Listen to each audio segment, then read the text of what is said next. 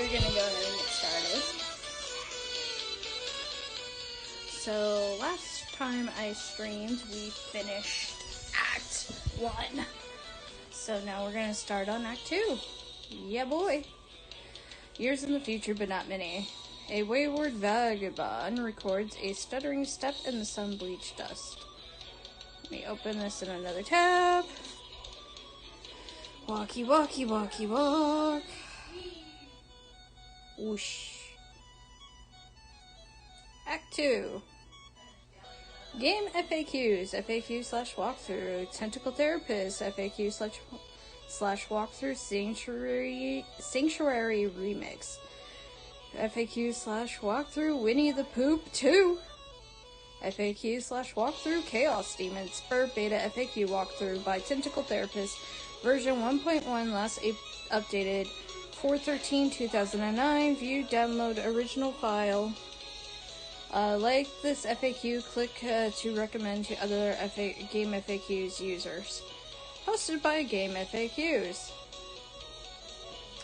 Spur Beta Walkthrough, version 1.1, April 13th, 2009, by Tentacle Therapist. Table of contents, number 1 is caveats and condolences, and number 2 is the walkthrough, which is incomplete. Caveats and condolences. I'd be inclined to dispense with a try even under less pressing circumstances.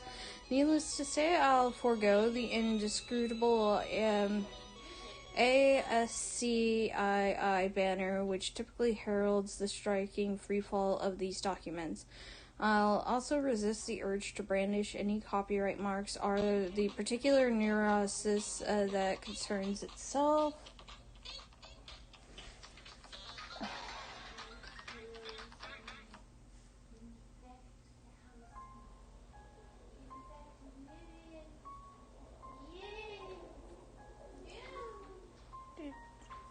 Sorry.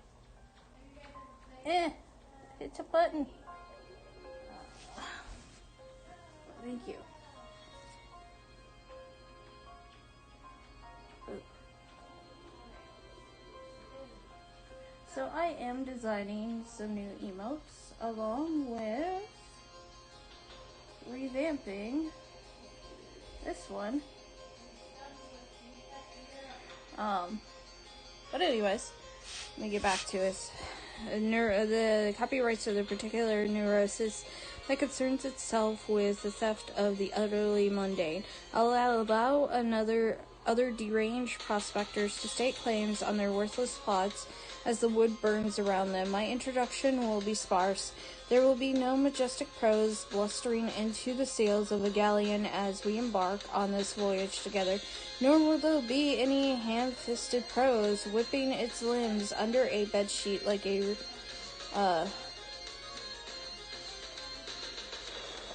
I'm trying to think of a word, like a ghost for that matter.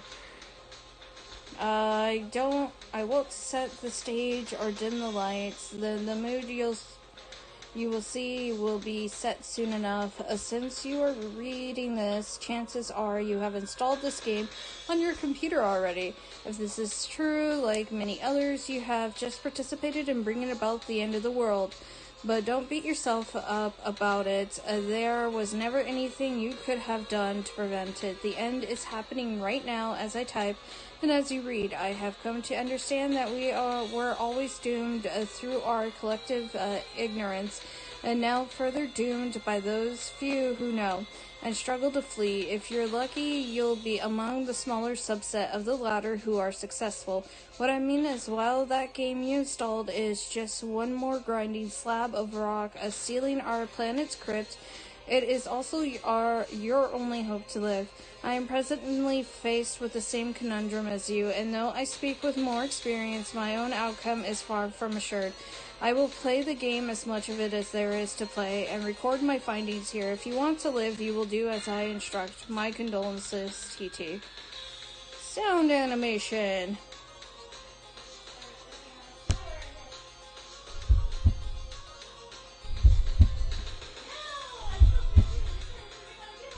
So my friend Damien, the DM, is also streaming, so you might hear them in the background too. We're double streaming.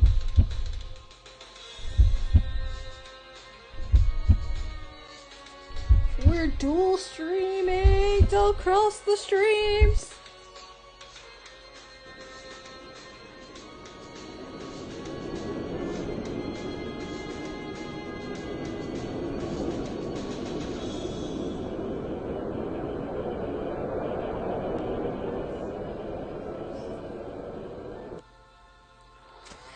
The kernel divides, the two halves go their separate ways, leaving behind the sprite portion.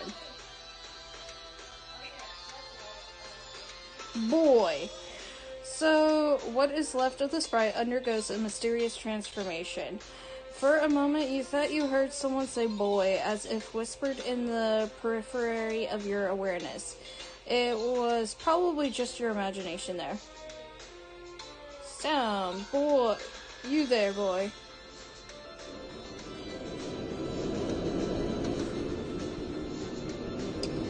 What? Boy, listen to me, boy. His name is John, you nincompoop. Boy, who is John, do as I say. What would you like, boy, who is John, to do? Obey my commands, John, boy, and those commands would be, I would like the boy to interact with his environment in a constructive manner. Maybe you should be a little more specific. Have the boy assess his current situation. I'm afraid I can't have the boy do that. Tell him to do it yourself. Very well. Okay. Arrow. The instruction does not do anything at the moment. That instruction does not do anything at the moment. Arrow. Sigh. Could you please turn the controls over to a more competent user? Dark. Increasingly sophomoric. Also, you almost spelled salad in there.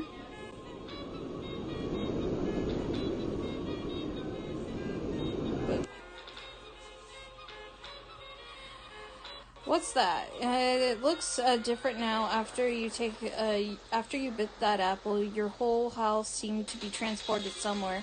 Then the apple disappeared, and the kernel sprite underwent a transformation. Aside from the change in appearance, the transformation doesn't seem to have any relevant ramifications.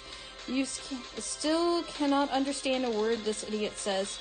The ghost clown, do something with it. The ghost clown is called a kernel sprite, or rather, just the sprite now, I suppose. You can't do something with it at the moment.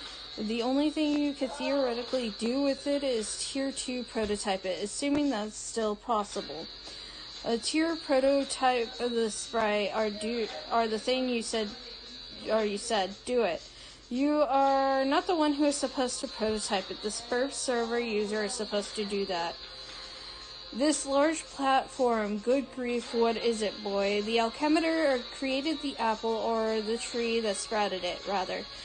Right on time to save you from destruction. You're not sure if you could say the same for your neighborhood, though. You wonder what happened to your dad.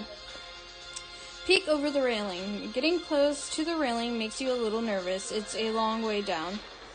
Examine the strange blue vase. It's the piece of cruxite you carved with the totem lathe. When its contours were scanned, the alchemitor was able to produce that tree. How odd. Boy, open this door and walk through it. What is down here? Proceed, boy. I am not fond of this smug fellow, the man, the myth, the legend. What do you have up your sleeve there, Anderson? Look at that poker face. He's not telling a soul. Open this. Your dad's room is still locked. Go in there now. Your plumbing appears faulty. Man, Rose did such a piss-poor job of fixing the bathroom. It would almost certainly be a mistake to try and use the toilet. You guess you could just pee over the edge of the cliff. Leave at once. No, go back. Leave. Boy, go in here. Inspect this ghastly man and his boy. Fred Savage has a punchable face, your ass, more like a talented young actor's face who you would want to hang out with if you got the chance, and also if he were not a fully grown man now. Anyway, the thought of monsters lurking in your house scares the shit out of you, which is why this movie is so awesome. But the fact that those monsters could also be your best friend is what makes it doubly awesome. Is that John Cusack? Yeah, you guess so, but damn, that door be covering up your man cage. Something serious. That ain't cool. This door, explain this. Rose sure did a number on your house, but you guess she did manage to save your life. You guess. Observe this box. The bunny is not in the box. I said the bunny is not in the box. Why couldn't the bunny be in the box? Marvel at this adventure in outer space. This movie is really bad. Not even you can defend it. You've been meaning to take this poster down, actually. Armed foes of the deceased. Most people say the second one was not as great as the first, but you feel just the opposite. It was really cool and sort of gross how they hosed each other down with slime that made people angry. TG refers to the film as Nasty Mambro Bukake Theater, whatever the hell that means. Of course Dave is watching hentai. Examine this unpleasant fluid. What is this stuff? Acquire this small Persian rug. As a towel, dumbass. It will probably come in handy for cleaning up this weird mess in your room. Not that it's a huge priority now, though. Boy, look through this window. At least your tire swing remains unmolested. A tree without a tire swing is like a house without a surrounding neighborhood, you guess. This huge sewing machine of, what use is it?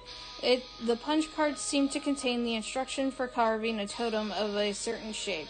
You guess maybe other punch cards will produce different shapes. It bears further exploration. This funny man text, you should ignore it. Just looking at the cover cracks you up. What a great book. Harry Anderson is your hero, and Mike Cavaney's glowing treatment of the man does him every bit of justice. You'll have to give this another read soon. Investigate this device. It seems you are still connected to the internet. Rose is trying to get in touch with you. You will reply in a moment once you have fully assessed your situation. Go out the door that is not here. The man with the humorous spectacles admire him. Oh, Michael Sierra, your warm smile is a shining beacon in these dark times. I detest this, disregard it. The Harlequin painting, you have the sentiment in common with John then, I suppose. No, keep moving. Believe me, you have no intention of turning your head to observe this dreadful thing. Why does this small man stand here? This Harlequin is always ready to serve you with illumination, whether you're reading a book or just enjoying a nice pipe. What is the meaning of this rubbish? Okay, even you have to admit, this one's pretty funny. A small dessert tray, useless. In retrospect, it was pretty funny when your dad pied you like that. Gotcha again, by the old man. Use this to reseal that opening there. If only putting the lid back on the extruder would undo all it's done. Alas, Pandora's tube has been opened. Move this absurd edifice and exit your houseboy. This thing weighs a ton. You'd honestly be surprised if the game cursor could lift it. Or at least not without a significant expense of grist. Of all the places for Rose to drop the infernal thing, more than ever, you feel, what's the word you're looking for? Of course, house-trapped. Vile, pay no mind to this filth. What is he even doing there? Playing with a ball or something? Clowns are stupid. Wield these instruments of combat. One of these things would make a fine weapon if only your strike specialist wasn't already allocated. Oh well. Destroy these diminutive soldiers of merriment. It hardly seems worth it to go to the bother. You doubt you could get much for them at a garage sale even. Maybe a grubby palm of pennies and a kick in the nuts for the whole lot of them. Hello! I love your Vriska. I think it's Vriska. Yes, it is. How are you tonight, recursive?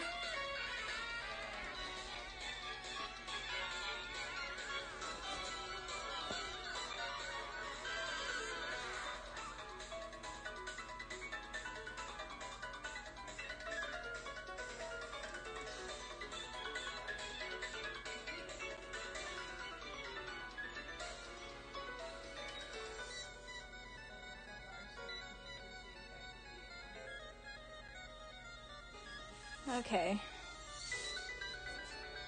Stow lump of soot for future use, boy. That stuff is really dirty and you don't want it. Besides, you have it on good authority that a significant portion of it is comprised of asbestos. Topple this urn immediately. That would be disrespectful to your Nana. You just won't do it, or not intentionally at least. You consider that it is fortunate she is no longer around to witness the sorrow. On the other hand, you would probably benefit from her elderly wisdom now. Ugh, no. So coy, so mysterious. This way, through the doors like you see in a cowboy saloon.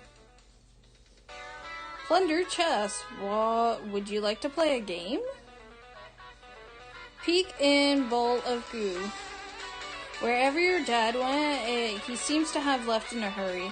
For all his absurdities you have to put up with, you sure wish he were here right now. Examine this smeared substance.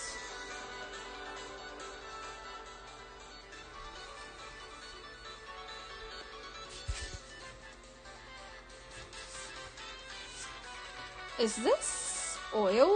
You wonder what happened in here. Where's your dad? This book is too big for a young, stupid boy. Colonel Sassacre's is your favorite book. Almost as favorite as Wise Guy. They are both your favoriteest of all time. Sample powdered uncooked dessert. Back ye miserable wench, stay thy choking airborne particulates of temptations. Examine this artwork. Your dad was so proud when you drew this, he hung it up immediately. It's stayed there ever since. That was 1 week ago. John, you have beautiful art skills. This is a telephone, boy. Now use it. The phone doesn't work. Open this door now. This is no time for laundry. You're right. Thank you for being sensible about it. Open these and rifle through them for goods. You don't give a shit about what's in there. Probably nothing you'd be inclined to use now anyway. Exit, boy. Pondered lawn amusement. Your childhood nemesis, the spring-mounted pogo guide, sadly was not swallowed by the void. It will have to wait another day for its comeuppance. Words. Boy, engage this mangled trapeze display. Looks like your swing set is toast. You really relive fond memories in a moment of sorrow. Fiddle with the bright sparkly things. That sounds incredibly dangerous. John sensibly disregards your awful advice. Play with the electrical sockets. John, do it! Admire this wall-mounted gadget. Though, through some mysterious force, your house still seems to be powered, even though the wires are severed. Quite bizarre. Play with it. Lick it. Claim the dangling tree bauble. The trick handcuffs are still there, thank God. And no, you're not about to try and claim them right now. Back into the house with you. Go back into the luncheon parlor. Return to the room with the dead hag's remains. Here, boy, in here. This is a mess. You're so glad your dad wasn't watching when you did this. He never would have let you hear the end of it. Inspect this merry band of performers. Cirque du Soleil once filed a restraining order against your father. He was never so embarrassed. You were never so embarrassed in your life. What did John's dad do?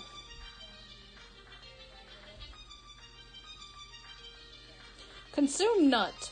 You would, but you're not sure if this dark realm has any hospitals. Operate this instrument. That's funny. It has the,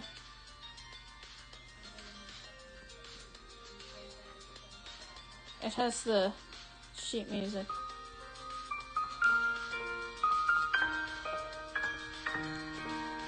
You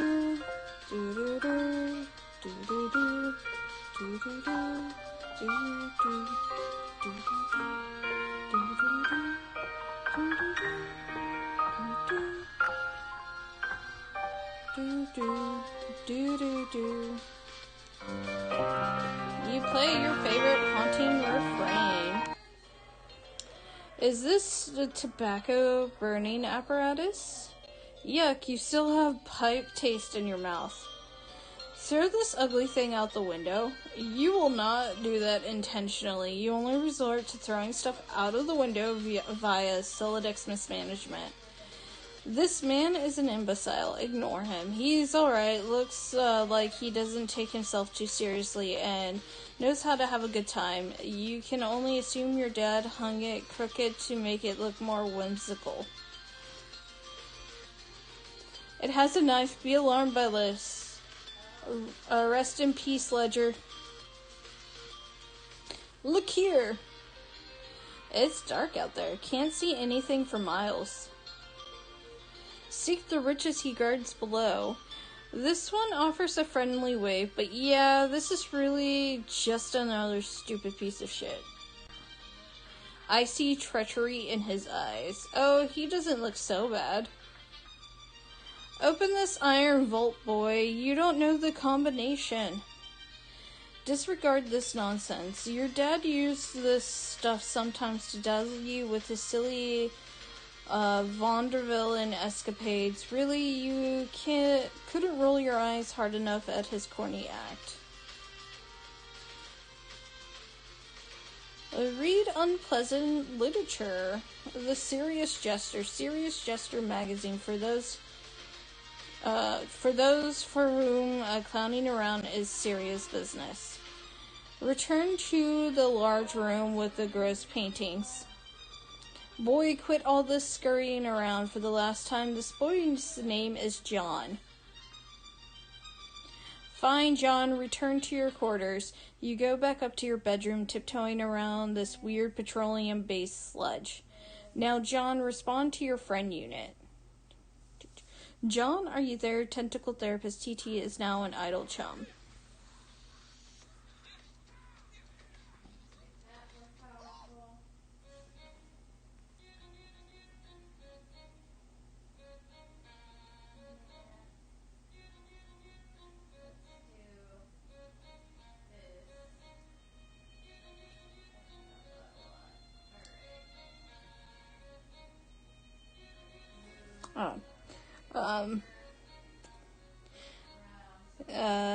Hey, yeah, I'm here, and not dead, I think. I know, I've been watching you scramble through the house like a lunatic. You should have answered me sooner. Oh man, sorry, I was looking around for my dad, and I can't find him anywhere. Have you seen him? No, I'm sure he'll turn up. We have more important things to address right now. Yeah, like, where am I? I don't know that either, but I've determined your neighborhood was destroyed by the meteor. Wherever you were transported, it saved you from the impact.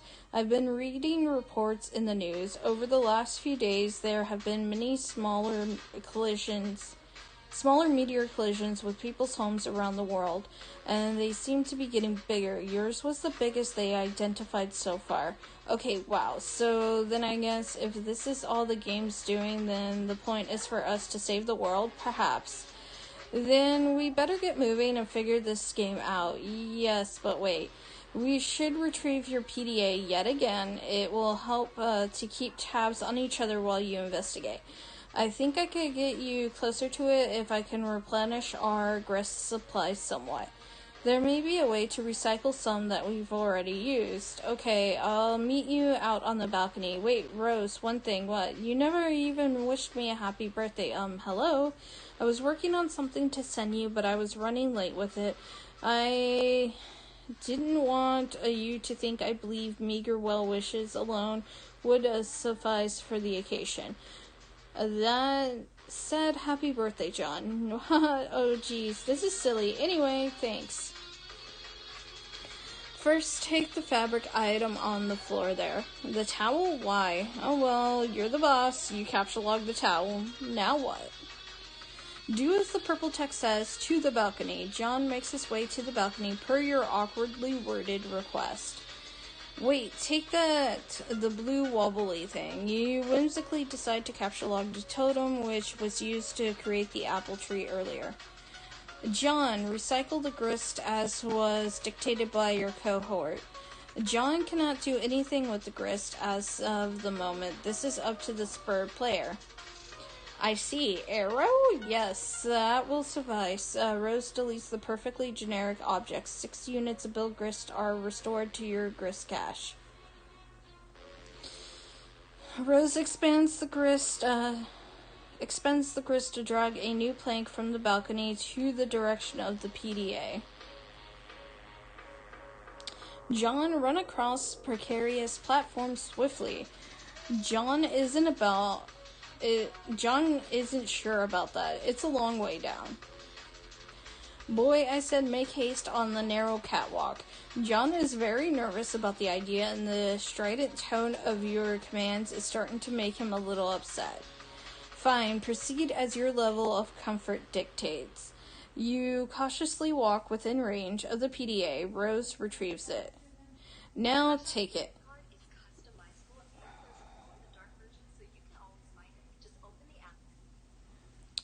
You grab the PDA, launching one of the Harlequin figurines into the night. You could kiss that one goodbye. Double arrow. Serious business. Submitting inquiry of concern over cataclysmic event. Pipefan 413 reply. At Pipefan 413, status of health / wardrobe. I gotta reread that again. Well-pressed attire. Submitting inquiry of concern over cataclysmic event. A Pipefan 413 reply.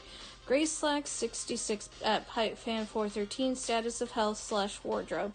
Fedora Freak. Neighboring house struck by flaming projectile in light of fire hazard. Evacuating house of all expensive garments. Office Urchin 1280.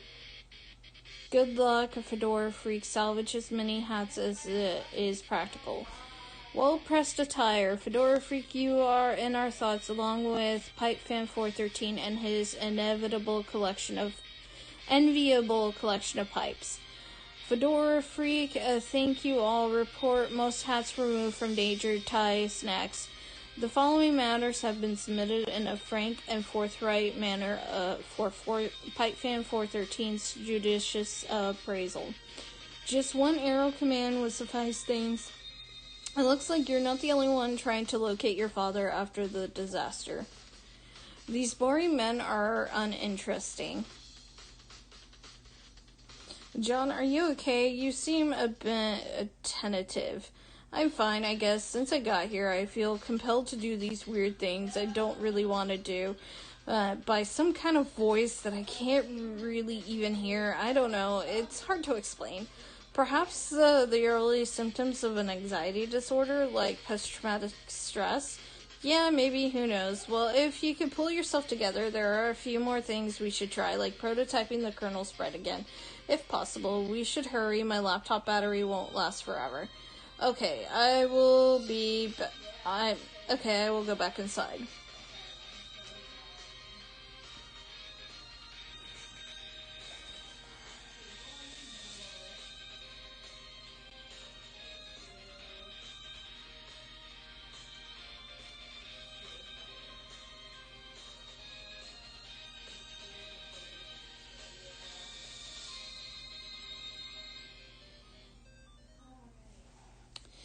No, don't do that. Hop off this ledge onto that car. What? No, that sounds incredibly dangerous. Forward arrow, forward arrow, forward arrow, forward arrow, forward arrow. Car cat. And now you're just being a pest. Which turnip truck did you just tumble out of anyway? Who are you? Years in the future, but not many. An unsealed tunnel welcomes hot desert air into its stagnant depths. Oop.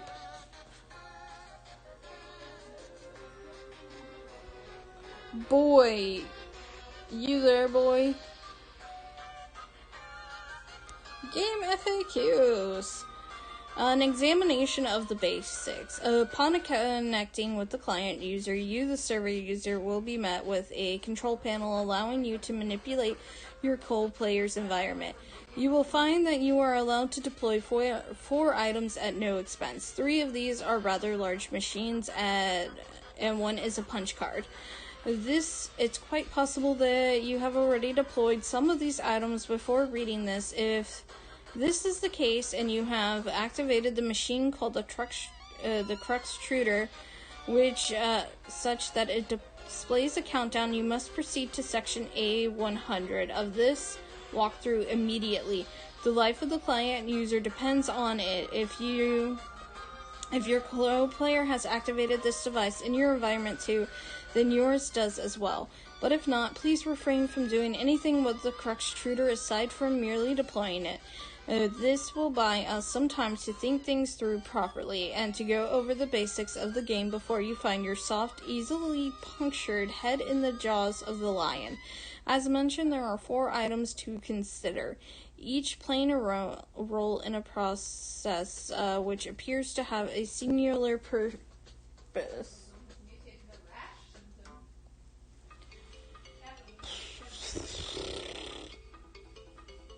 As mentioned, there are 4 items to consider, each playing a role in a process which appears to have a singular purpose: to manufacture objects out of thin air. The designers of the game, judging by the language used, regarded this process as a sort of alchemy. This may allude to complexities in the production process yet to present themselves, but for now the variety of objects you are able to create remains quite limited. The items in questions are the Cruxtruder, again tread lightly with this one, the totem lathe, the alchemimeter, and the pre-punch card.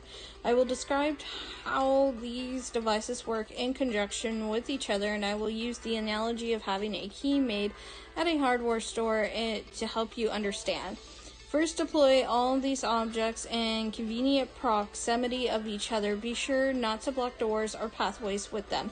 You can always revise the dimensions of rooms to make space for them, but I advise against this or even experimenting with the function. Doing so comes at the expense of build risk, a commodity which appears to be at a premium at the onset, and one you'd be best advised to save for later. The Cruxtruder. Removing the lid signals the moment your life becomes a great whirling batshit pandemonium, which somewhat resembling the chaos of an especially ethnic wedding. Somewhere a soused uncle deliberately shatters china on the floor, muddy livestock is decorated, and lost track of. The question, whose meal is this, at times can be heard over the din. This is now your reality. But aside from that, it marks the beginning of the process I am about to describe. The countdown begins, yes. Also, an entity called the Kernel Sprite is released. But neither of these things are all that relevant to this process. To my knowledge, more on these things later. What is relevant is the unlimited Cruxtruder's ability to dispense Cruxite dowels. It will dispense at least 1, though I suspect it is capable of producing more. Given parameters I am not yet familiar with, in my key-making analogies, these dowels represents the uncarved pieces of metal which the hardware store employee retrieves from a drawer or a rack and sets about carving into a key. The 2 following items are needed to do the carving. The pre-punch card. It is a simple Siladex card containing an item. There is evidence to suggest the specific item it contains is variable from session to session. The card I deployed contained a blue apple. Yours may be different. It shouldn't matter, hopefully. Additionally, the card, as you may guess, is punched, like one used with antique computing systems. The pattern of holes comprises data, which I believe corresponds with the instructions for creating the item the card contains. That it is pre-punched suggests there is a way to punch and unpunch cards, possibly imprinting it with the data for the item it contains, though no mechanism for this has presented itself yet. But the data on the card cannot be used to create the item directly. There is a middleman. The middleman is the totem lathe. The totem lathe. This is essentially the key carving machine. It will carve into your Croxite dowel a pattern of grooves and contours. The sort which makes a key unique. The instructions for this pattern are supplied by the punch card, which is inserted into the lathe, a pre-activation to configure its chisels. Once the dowel is carved, you have a totem serving as your key, which can then be used to unlock the card item through the alchemitor. But at this point, I will diverge from my key-making analogy and switch to a barcode analogy, which is not a terribly strenuous leap to make, since the concept of a key and a barcode are essentially the same, one being a unique pattern of grooves, the other of varying black lines. The alchemitor. If you place a Croxite dowel, carved or uncarved, on the alchemitor's small pedestal, the robotic arm will scan the contours with a laser. Hence the barcode analogy.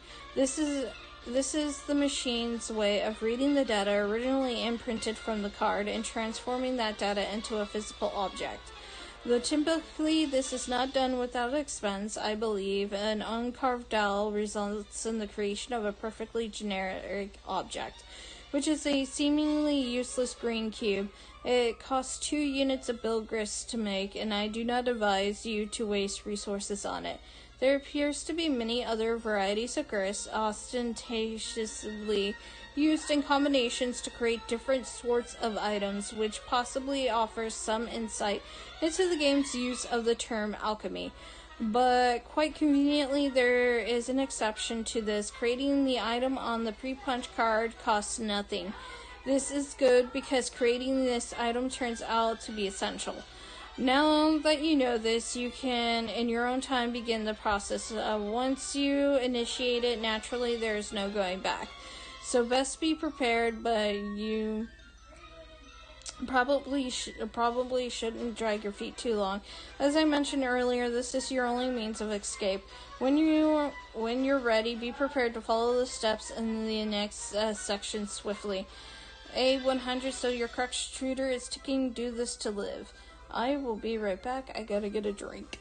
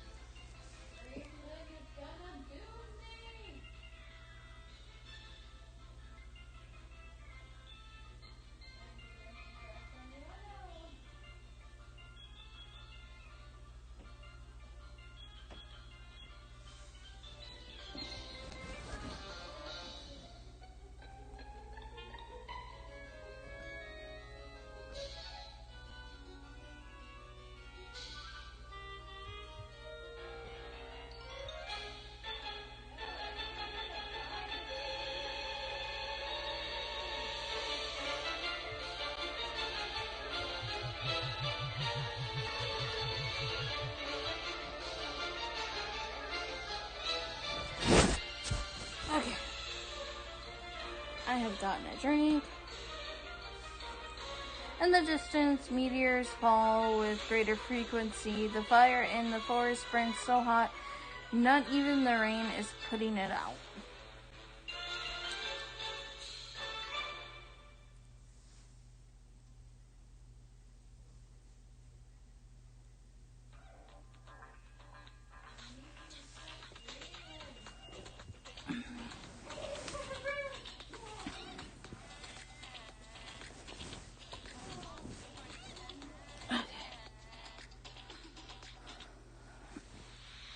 Rose, check status of battery. Your laptop battery is alright for now, but it won't be for long. If the power in the house doesn't come back on, you can think of one last result: the small backup generator stored behind the mausoleum. Rose, prototype sprite with Betty Crocker box. What? Oh man, you're going to use that? That sucks. What a stupid idea. You have to hurry. We have to hurry along. I'm running low on battery powder. Battery powder. Yeah. That's totally how that works. We have to hurry along. I'm running low on battery power. But the cake mix, this is so dumb. I doubt it matters. We might as well just use any old crap lying around. Fine, I guess. The sprite is playing hard to get. You guess that's what you get for originally prototyping it with something that engenders mischief and pranksterism. Do the potted vegetable instead. It looks delicious. Pipe down, you. This is Rose's decision, not yours. Rose prototype sprite with Sassacre text. Oh, yes. Sweet. Now we're talking. See if you could distract it. I'll try to sneak up on it. John, flail about in a distracting manner. The sprite finds the distracting manner in which you flail about to be rather distracting. The pesky sprite eludes you again. Not even the Colonel himself can outfox it. Narrowly missing with your attempt to create the Colonel's sprite. You drop the massive tome. The entire house rattles under the astonishing girth of the book. In the other room, Nana's ashes dump onto the sprite, which is caught unawares by the dowsing. Inspect Hag Ash incident. You find the sacred urn toppled again. This time you are quite sure it wasn't your fault. The sprite is nowhere to be found. Rose, remove Crutchtruder from doorway. Oh man, where did it go? I can't find it anywhere in the house. No time to worry about it. The next thing we should do is get your server copy of the game from the car.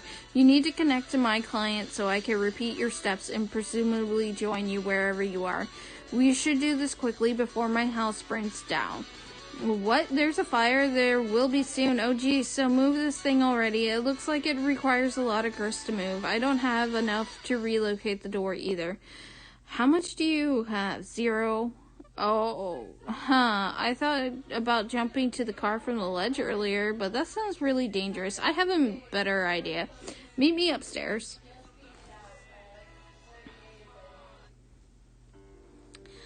Do again as purple words say. You're about to head upstairs when you thought you heard something behind you. It was faint, but you could have sworn it was a small, light-hearted chuckle along the lines of a spirited hoo hoo hoo.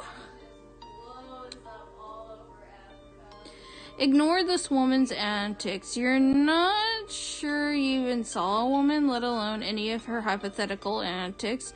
But whatever it was, you might have caught a glimpse of it. It sure gave you the willies. You head upstairs. On your way to the balcony, your PDA is acting up again. Indulge the device, but be curt with it. Hey bro, check it out. I'm working on some new rhymes. Dude, I don't have time for your nerdy raps. Come on, listen. Come on, this is hells of ill. Just listen. It sounds like you didn't even believe me that I was about to get blown up, but I really was. But now I'm in some weird dimension that Spurb sent me to or something. And now on top of that, I think I'm being haunted by my dead grandma. Huh? For real? Yeah, it's true, but I'll talk to you later about it. I think I could drop some sick rhymes about this. Man, see, I just don't think all the rapping stuff is really as cool as you think it is. No, this will be dope. Check it. No, I have to go. Bye. Wait. Armageddon's getting waged on us, but I'm, Wait. Armageddon's getting waged on us, but I'm getting armed and dangerous, sending men in space for saving us. See which play is more courageous, Ben or Bruce? Dudes reach a truce, but put their blow shoots to use and upsuck it. Affleck's sacrifice could have to suffice. Oh, fluck it. Bro, be a stained glass staying up on the cross getting Hello Christ plagiarist. Bruce was like awful like that crucifix. Enough as this fucking savior fuss. Restrained his ass per Mechlin Redux. While Buscemi remained dangerous, when a plan gone astray plans off a wasted craterous ashtray catering to layers of Matt McConaughey's vague remainder dust. Wait, McConaughey wasn't even in any of those Meteor movies, was he? I'll have to make a rap about, I don't know, Morgan Freeman or something being the president. It'll be called Obama Made It So That No One Gives a Shit About Black Presidents in Movies Anymore. See, you gotta fill me in on what's going on, so I have something to rap about besides your dumb shit movies.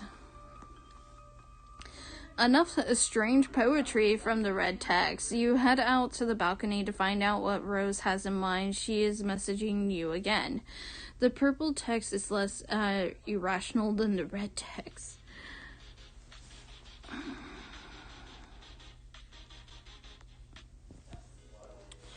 I'm lifting the car up to the balcony. Whoa. Okay, once it's up there, retrieve the game, then I'll put...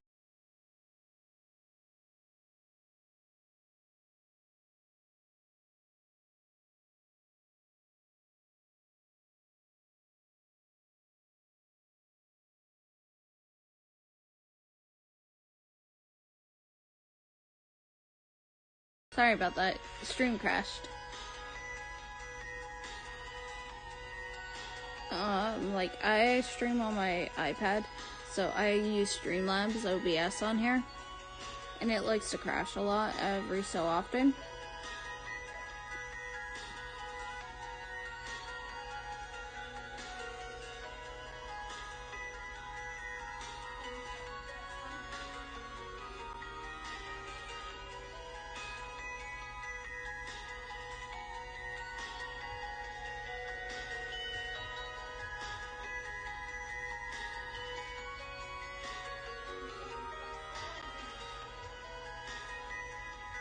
Homestuck's affecting thousands?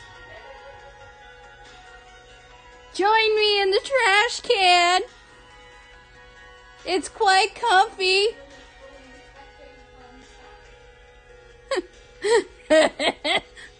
Become one with the candy cane mafia.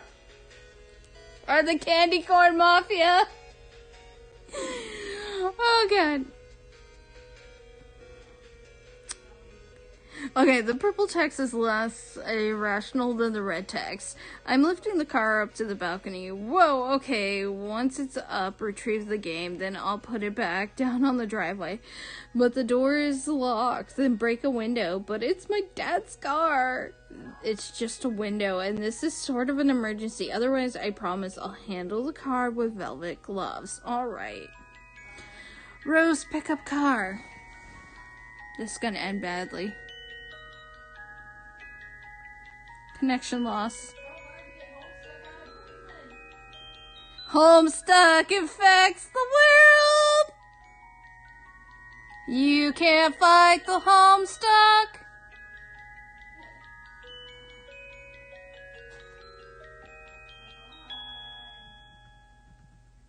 My friend Damien the DM is playing a game, and I guess they named the virus Homestuck. So Homestuck is affecting the world. That's very funny. Ridiculous, folly, unexcusable. You're inclined to agree, but hey, accidents happen. You double check your PDA to make sure if Rose is really gone. Indeed, this seems to be the case. TG is still pestering you, of course, but another chum is now logged in as well. What color are the words that this chum says? I'm back. Hi. I went to investigate the explosion I heard. Was it by any chance a meteor? Yes, how did you know? Oh man, it's kind of a long story. Anyway, are you okay? Did it blow up your yard or start a fire or anything? No, I'm fine. It landed a pretty good ways from my house. And I went to look at it, and it's pretty big. But Beck doesn't want me to go near it, so I came home. He seems to think it's dangerous. Well, gosh, he's probably right. Anyway, what have you been up to, John? Oh, did you get my package yet? Yeah, I was trying to get it, but Rose dropped my car into a weird, spooky, bottomless pit. And the package was in the car, and I'm really sorry about that. Oh no. Wow, okay, I guess I should start at the beginning. See, a meteor blew up my neighborhood? That's terrible, John. I'm so sorry. But I'm okay, and my house is too, sort of. That game I was telling you about, Spurb, which I was playing with Rose, sort of transported me somewhere at the last minute. But now I'm trapped here, and it's weird and dark, and I can't find my dad, and I just lost the car and my copy of the game in the pit. And I think I have to save the world from the apocalypse? A confused face. Well, it sounds really crazy and sort of scary, but it also sounds kind of exciting. I don't know, John. Maybe this is your destiny. If anyone can save the world, I think it is probably you. Wow, you think so? Yes. Well, okay, but it's not even that simple. I was about to connect to Rose to help transport her and save her from meteors and fire and stuff, but she lost battery power and I lost the game disc, so I think I have to get TG to use his copy to save her, but that jackass won't shut up and stop rapping and stuff. He's so silly. Yeah, anyway, I should talk to him about it, so BRB.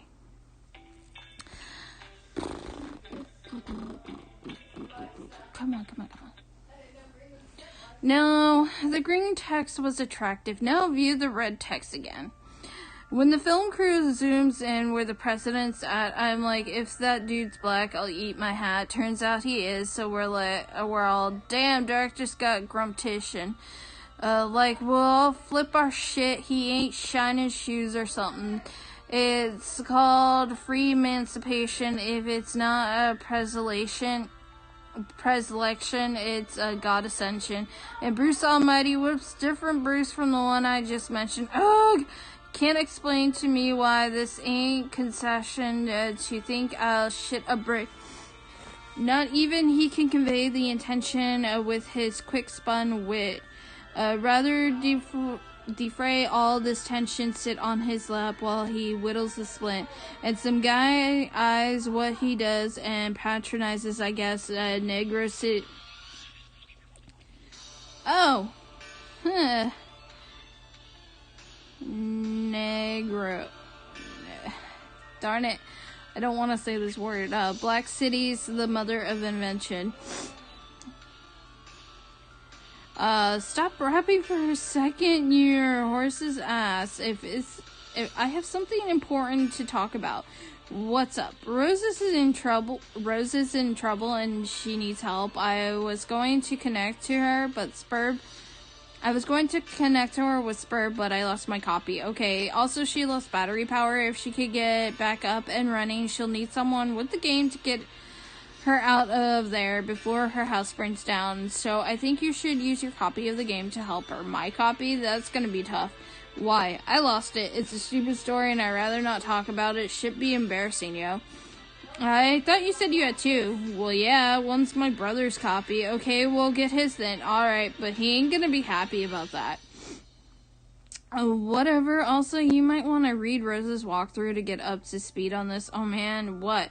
Nothing really. Look, all I'm saying is the girl tends to lay it on kind of thick, you know. Rolls eyes. Your laptop is out of battery power. There's only one thing left to do. Time to make your way to the backup generator. A rose knit laptop cozy to shield your laptop from the rain. That would be such a waste of time. Besides, you already knitted one a while ago. You retrieve it from your knitting bag and apply it to your laptop. You capture log the laptop plus cozy. Rose, equip grimoire to strike specifics. That would be incredibly ill-advised. There are some dark forces you just don't want to mess around with. You understand this better than most. You put the book down. Rose, recapture log your items. You grab the knitting bag and the grimoire in that order. It's always a logistical puzzle with your tree modus. The tree auto-balances, leaving the knitting bag accessible in the root card. Rose, allocate knitting needles to strife specifics. You feel a lot more comfortable with this as a weapon. You're so handy with those needles, you feel like you could probably use them to fillet a swordfish. That would be interesting to see. Just ching ching, swordfish. knitting needles. You lose the root card in the process, severing the tree. Hey, careful with all that stuff. A rose, knit plush, cuddle Cthulhu to soothe nerves. That would also be a preposterous waste of time. Besides, you're quite sure you've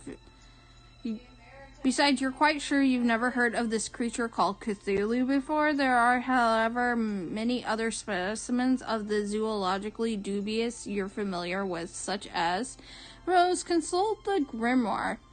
Fluffthulu, foul patrician of misery. To hear his mammoth belly gurgle is to know the epoch of joy has come to an abrupt end. Nubligith, shame beast, king of grotesquerie, rise, lord of the moist beyondhood. Hearing his melodious chirps and tongue clicks causes one's bones to explode. That sounds lovely. Kiblooey.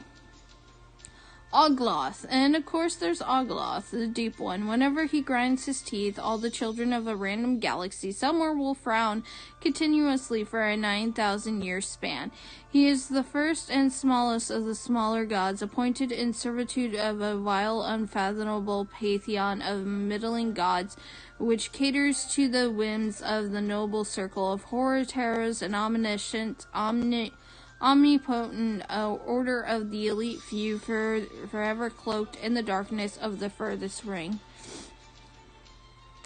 And then there's the strange page containing some rather mysterious notes on summoning procedures. You've never been quite sure what these diagrams are getting at. The fourth wall. Rose, take items and proceed downstairs. You recaptchalogue everything the way you want to appear in the tree and head downstairs. You figure that that's enough dilly-dally and time to get a move on.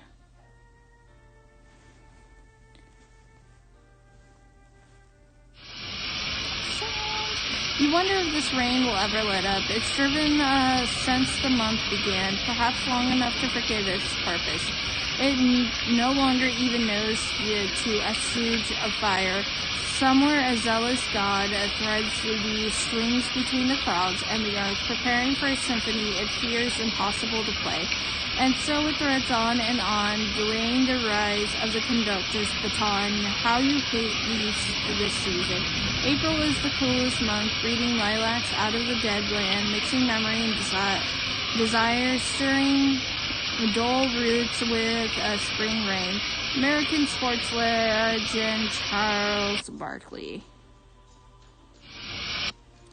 Rose, confront mother in hall. Surely your mother is lurking nearby.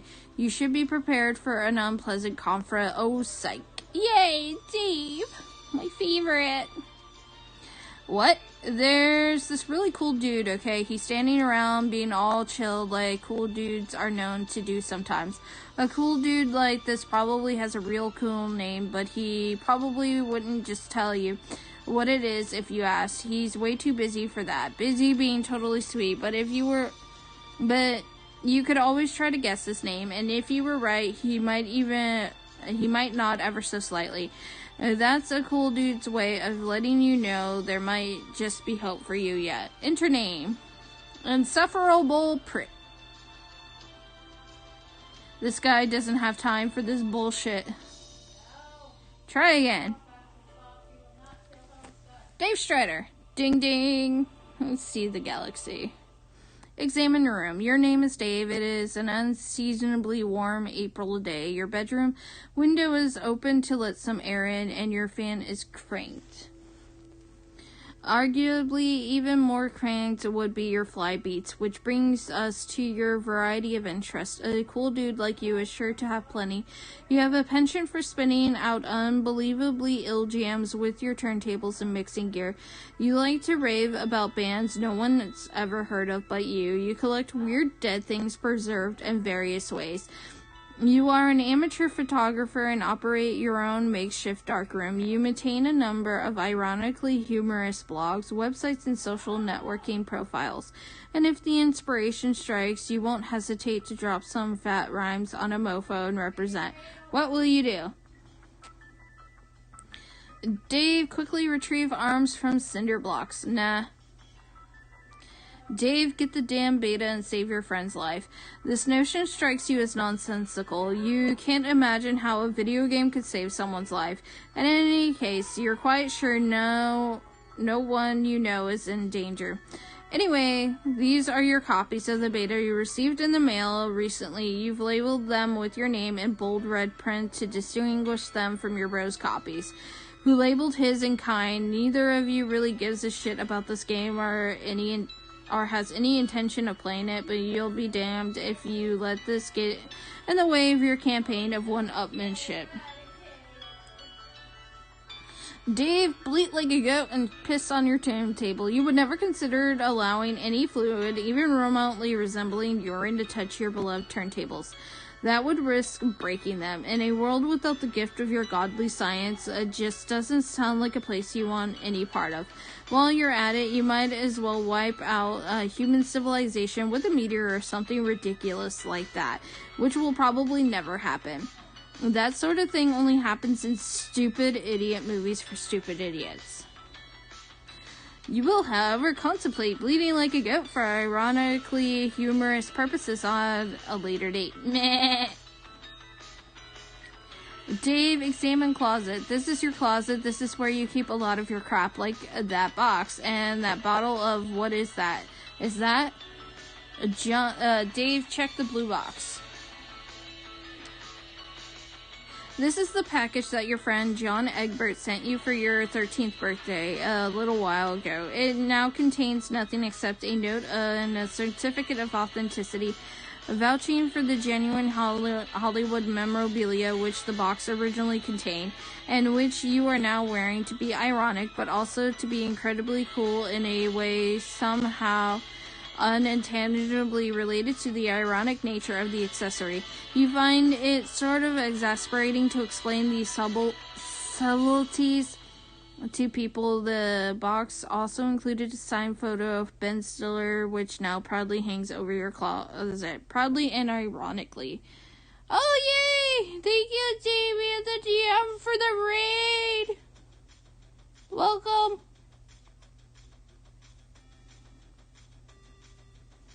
Welcome, people, as I read Homestuck. Dave, take the box. You capture log the box. You can't. Dave, take box. You capture log the box through your hash map fetch modus. Your modus's current hash function resolves the index by valuing each constant at 2 and each val at 1. The total is divided by your number of cards, and the remainder is the index. Box equals 2 plus 1 plus 2 equals 5. 2 divided by 10 equals 5. The box is capture logged in card 5. Dave, examine jar of unknown yellow substance in the closet. Oh god, please don't be pissed. Oh hell yes, it is an unopened container of apple juice. You thought you were all out. It's like fucking Christmas up in here. This is so great. You've got to tell John about this immediately. He'll be so excited. Dave, take juice. You capture log the juice into card 7. 2 plus 1 plus 1 plus 2 plus 1 divided by 10 equals 7. Dave, access Pester Chum and Pester John. In addition to letting your buddy know about this outstanding juice windfall, you figure you'll wish him a happy birthday while you're at it. In your own cool, sort of roundabout way, of course. Good thing you looked at that box he sent you, or you might have forgotten. You also might as well ask him about that beta. The kid's been harping about it for weeks. It would be cool if it came on his birthday. He'd be one happy camper. Complete bullshit. Beautiful, Dave. Beautiful.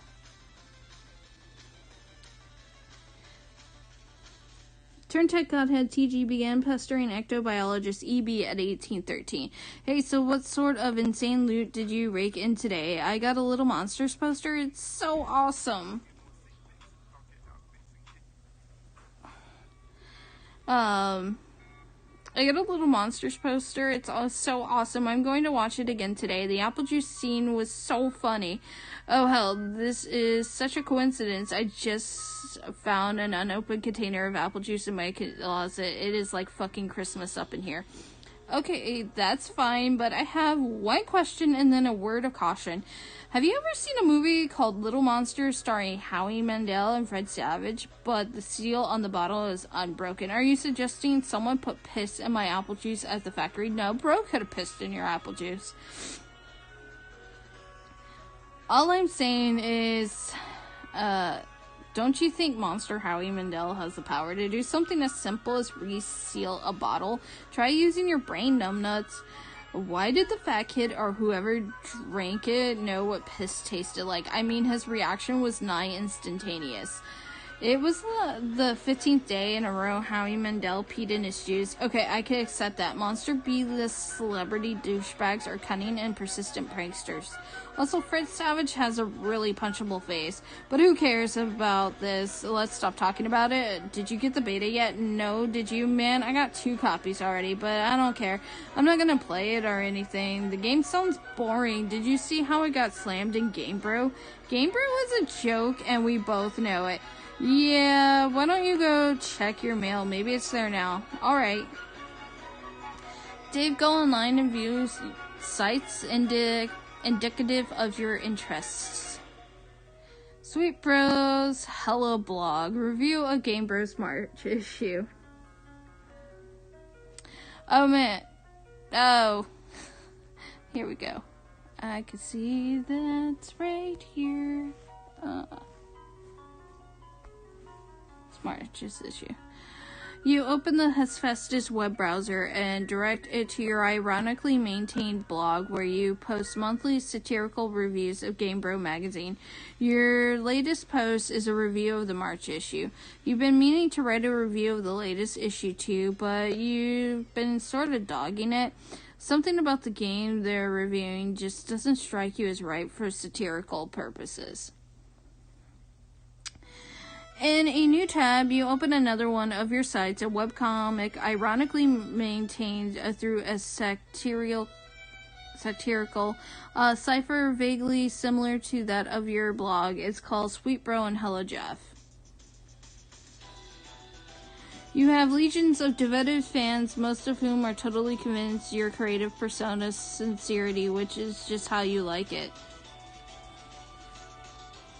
Sweet Bro and Hello Jeff. I can't wait to be a useless piece of shit all day and play these games. Fuck, I'm falling down all these stairs. I warned you about the stairs, bro. I told you, dog. It keeps happening. I told you, man. I told you about stairs. You have legions of devoted fans. Oh. Yeah, I already read that. Dave, check the latest page of the Midnight Crew. You figured as long as you're chilling at your computer, you might as well see how the new MSPA story is going. You haven't looked at it in a while. Midnight Crew. You are members of a sinister gang called the Midnight Crew. Your nefarious plots are serpentine in complexity. Your schemes convoluted. You are planning a heist in your underground hideout. What will you do? Use Occam's razor on plans and schemes. Spade Slick uses Occam's razor to carve a circular hole into the heist plans, freeing it from the knife. You wonder what moron would jam the knife so hard into the table in the first place. Spade Slick climb ladder and exit hideout, implement nefarious plots. You push against the manhole cover, but it seems some unbelievable jackass has parked your getaway van on top of it. A familiar feeling stirs. This feeling is overwhelming, soul-blackening rage.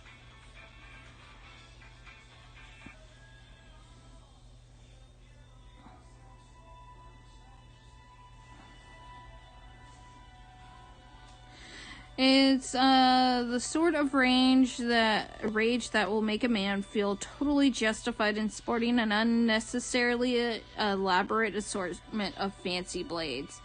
Dave, skip ahead 100 pages or so. You don't remember where you last left off, so you jump way ahead. You always forget to save your place in the story. It looks like tempers have become short in this pressure cooker already. You speculate that the tipping point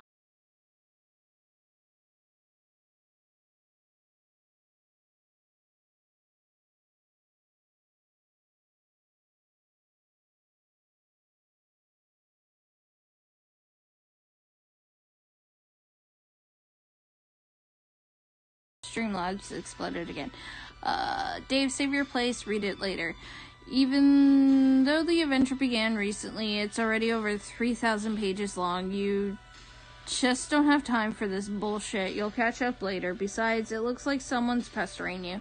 You're pretty sure you know who it is. Dave, answer chum. In some cultures, the persistent refusal of a lady's invitation to play a game with her would be a sign of wanton disrespect. Either that or flagrant homosexuality. What? No. What? Oh, no. No, look. I'm busy, okay? I've got a lot of shit on my plate. I'm sort of a big deal, okay? I know. Sometimes I wonder how you are ever allowed to pay for meals in restaurants. It must be hard to keep a low profile when you're always overhearing odd voices whisper, "Is that the guy who has a blog?"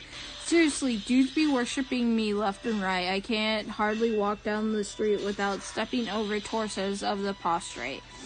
Navigating the urban landscape, I'm sure is difficult enough without an obstacle course, a differential flesh and skyward asses. Perhaps adapting the art of parkour to your unique environment would help. Yeah, I mean, damn, like, there's this scruffy little shit at my feet. An orphan or something, I don't know, face flushed on the pavement. I'm like, dude, you listening for a stampede or buffalo or something? He braves a look at me, then gives my shoe a little kiss and scurries the fuck off. Heavy as the crown. Yeah, not kicking Oliver Twist in the fucking face every day is my gift to the world, I guess. Breathtaking magnanimity. Among other things, I just give and fucking give. Indeed, nary a jewel tumbles from your wish box of daily exploits, which I imagine does not sparkle. Oh, for fuck's sake, you're just lobbying me for me to play that dumb game. Baseless accusations. Look, I'm telling you, Egbert is all about that game. He will play it with you and probably be tickled pink about it. I know this very well. I cannot hasten his mail delivery. However, I'll hassle him more about it. And look, how about this? If you ever find yourself in the position where your life depends on me playing that piece of shit game, then I'll play. Will that make you happy? More than you know. It perfectly mollifies my grief over the demise of chivalry. John, what are you doing? Stop doing nothing. Meanwhile, in the present, in a place where the present may be a concept of dubious merit, John is spacing out. But a vague and forceful thought jolts him to attention. Or maybe is that bumping sound coming from the other side of the door? What is that? A thick, unpleasant fluid pools from beneath the door. Troubling, investigate this. There is a trail of this fluid in the hall, leading to your room. Dave plays some hauntingly sick beats. You've had enough of the computer for a while. You feel like you've been messing around on it all week. It's time to get your jam on. You pull up to your trusty Akai MPC 1000 sampler and prepare to get sick nasty. Left knob, volume for current sample. Right knob, master volume, store patterns, and F1, F2, F3 buttons.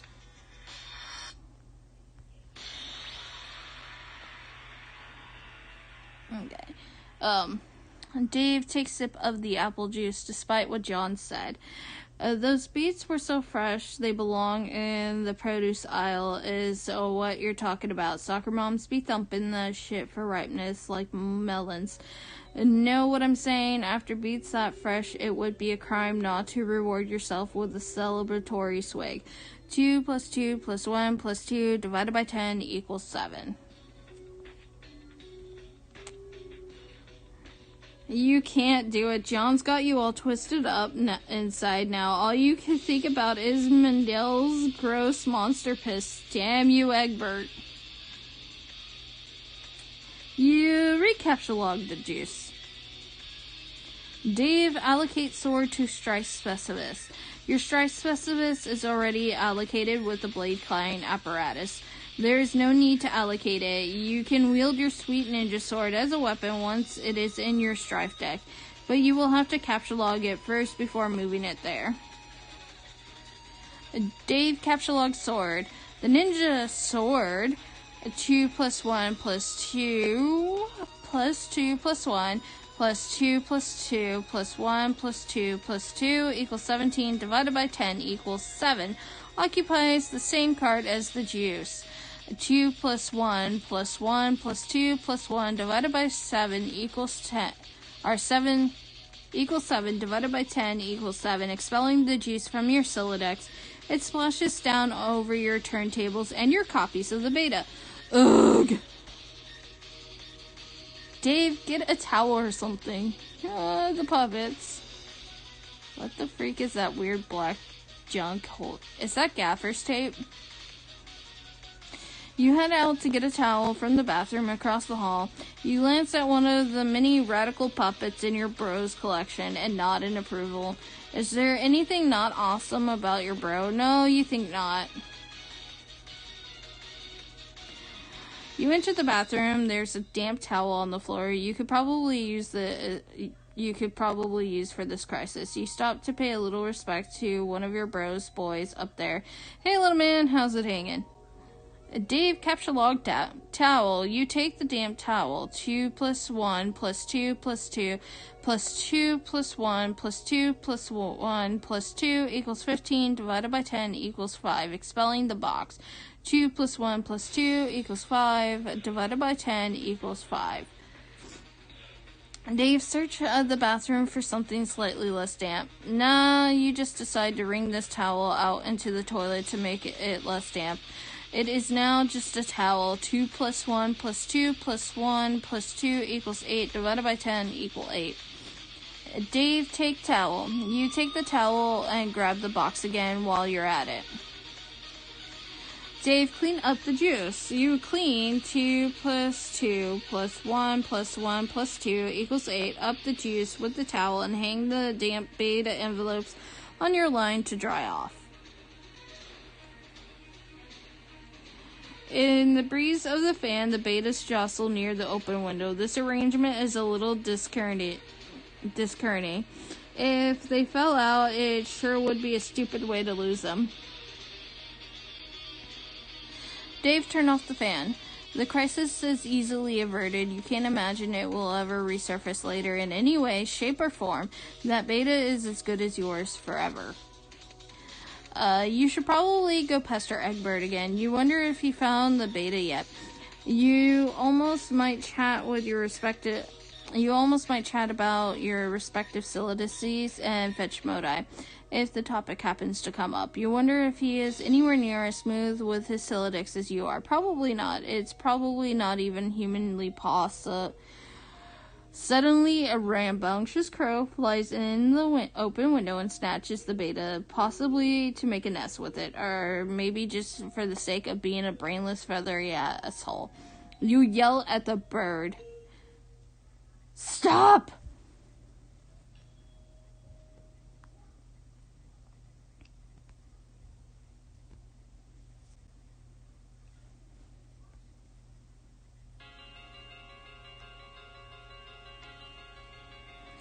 You accidentally launch your ninja sword. Everything goes flying out the window, dead bird and all. Bleh! Oh no! No one could ever know about this. Dave, look out window. Yeah, you could kiss all that stuff goodbye. You feel sorry for the bird, but at least you never plan on ever using that beta ever. Anyway, now that bit of ugliness is behind you, you guess you could look forward to several more hours of messing around in your room. Whoa, wait, what? Psych!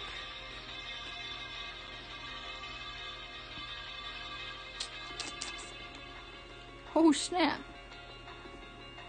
You prepare to descend the stairs to your living room. You are standing eye to eye with a familiar foe, a 20-foot-tall granite statue of the mighty wizard Zazarpan the Learned.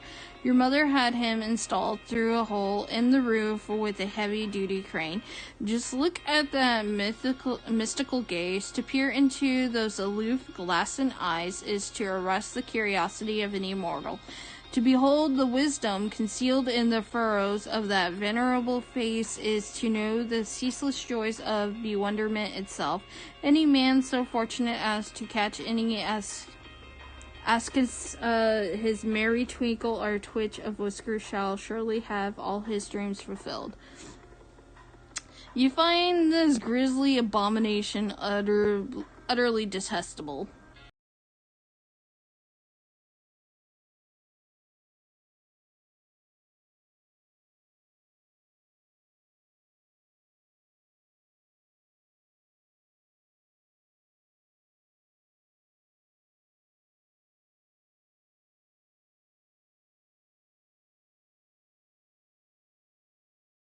Psychoanalyze mother's love of wizards. There's nothing to psychoanalyze. Your mother clearly has no real affinity for these damnable things.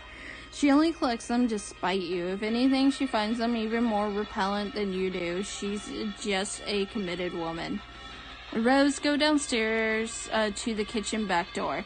You descend to the living room area of your home's expansive open layout. There is the sound of rushing water beneath the floor. It tends to strike guests as a strange presence in a living space, but it's become hardly audible to you through familiarity. There's the front door, but hopefully there's no need to make the long trek around the house in the rain. You might as well see if you could slip through the kitchen and out the back unnoticed. Rose, view mother's solid copper vacuum statue. Oh, okay, but it's bronze, not copper. But it wasn't always. A while ago, you gave this as an ironic gift to your mom for Mother's Day. You even customized it with a drink holder to support one of her ubiquitous alcoholic beverages. She liked the gift so much, she had it bronzed and put on this pedestal. She even left it plugged in so it could still be turned on now and then, but never to do any cleaning. It never leaves this display. Sometimes at night, when you are in your room, you can hear it wailing from downstairs. She must know you can hear it. She's completely deranged. I'm just extremely drunk.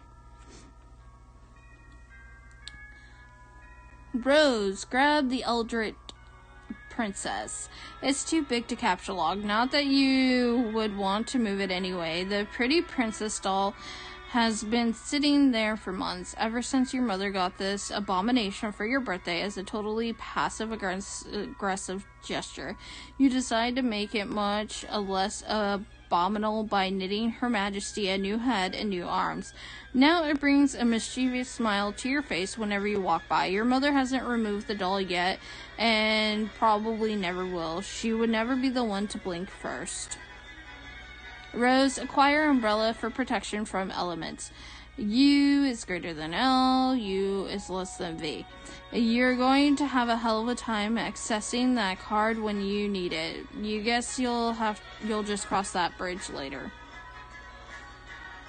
Rose, peek inside kitchen. The liquor bottles are out in full force. Mom is surely nearby.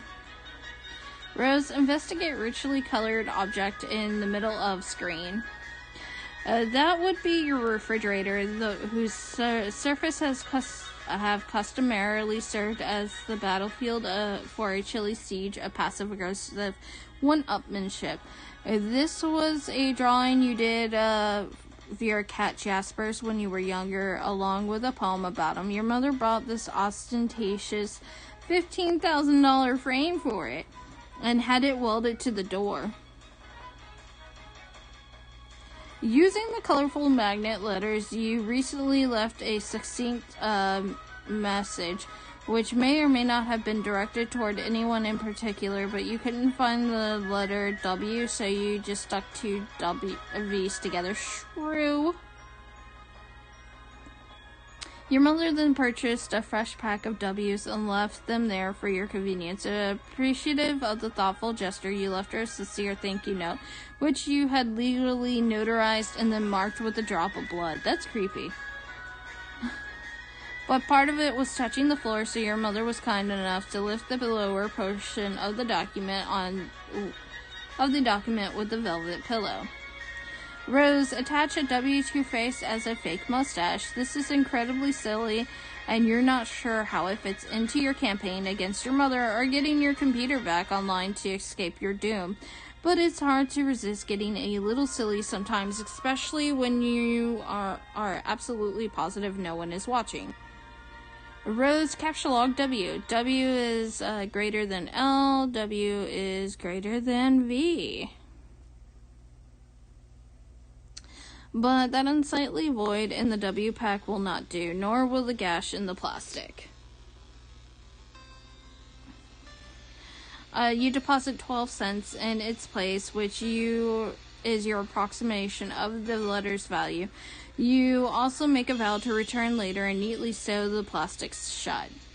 Rose, think of ways to one-up mother.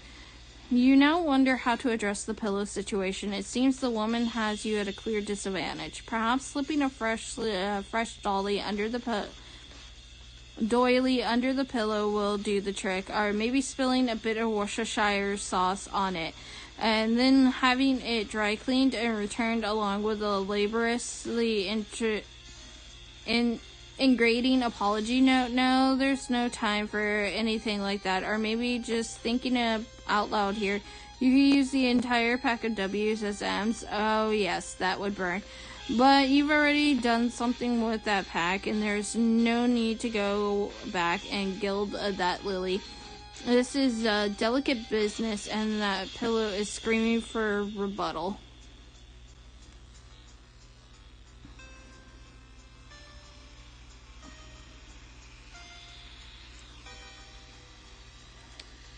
Rose, capture log velvet pillow. You decide to take the velvet pillow and lovingly embroider a poem in praise of motherhood on it. Hopefully you can pull this off before she notices it's gone.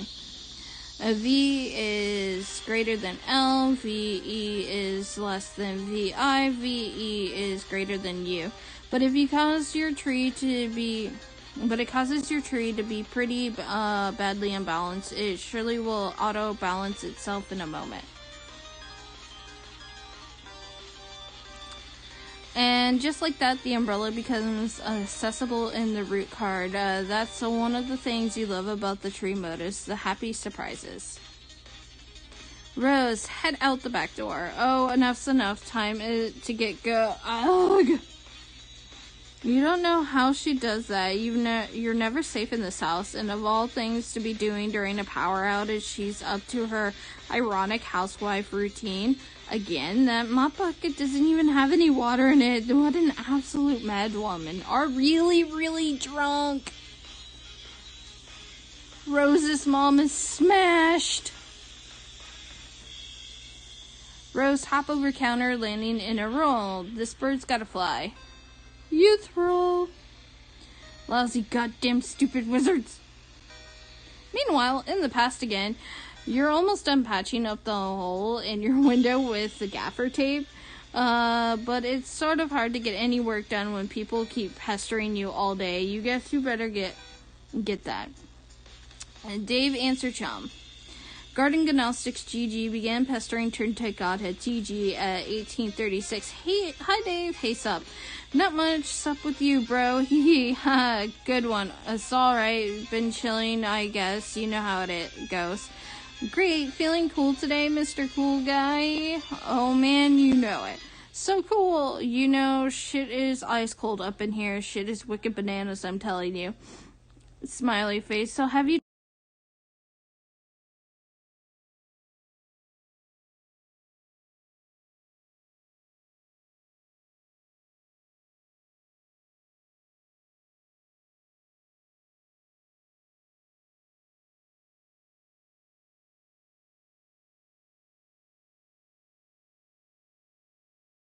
Garden Gnostics GG began pestering Turntech College head TG at 1836. Hi Dave, hey sup, not much, sup with you bro, hee good once, alright, been chill, I guess you know how it goes. Great, feeling cool today, Mr. Cool Guy? Oh man, you know it's so cool, you know shit is ice cold up in here, shit is wicked bananas, I'm telling you. Smiley face, so have you talked to John today? Yeah, we were just talking a while ago about how he sucks at his Celodex. Can you believe he uses Stack? That kid is ridiculous, lol. Well, that doesn't sound like much fun. What was it you used? Wait, never mind, I forgot. Whenever we talk about your goofy modicus, I get a migraine. What do you want with John? Smiley face. I want to tell him happy birthday and ask him about his birthday package. Oh yeah, I was being sort of cagey and told him to check the mail because I was wondering if my game yet. I think it did. Yeah, and I think mine came too, so I guess you want to know if he likes it or something? No, he will not open it. He will lose it. Oh, wow. Sorry to hear that, I guess. No, it's good actually because he will find it again later when he really needs it. Which, of course, is why I sent it in the first place. See, like, I never get how you know these things. I don't know. I just know that I know. Alright. Anyway, I have to go. I have to feed Beck, which is always a bit of an undertaking. Man, if I were you, I would just take the fucking devil beast out behind the woodshed and blow its head up. Dave, why? I don't think I could do that even if I tried. Yeah, say hi to your granddad for me, okay? I guess an encounter with him is almost certain.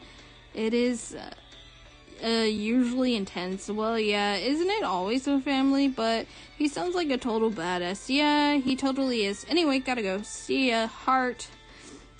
Dave, get phone. It would be handy to have your phone. 2 plus 2 plus 1 plus 2 plus 1 equals 8 divided by 10 equals 8. Well, on standby so you won't always have to go back to your computer whenever someone pesters you. This way you can text message 2 plus 1 plus 2 plus 2 plus 2 plus 1 plus 2 plus 2 plus 1 plus 2 plus 1 equals 18 divided by 10 equals 8. People, no matter where you are what outrageously cool thing you're up to. So cool. As you throw a towel on your head. John, pursue adversary into that room. And even, meanwhile, in the present, sort of, once again, the slippery antagonist eludes you. You only find more of these unpleasant oily smears. Someone is pestering you. Both your PDA and computer register the message.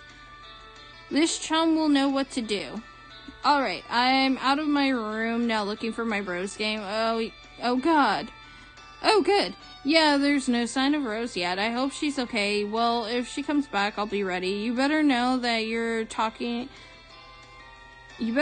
you're talking about, because this could get ugly. Brought my phone, and I also took my awesome katana with me in case things get too hot to handle.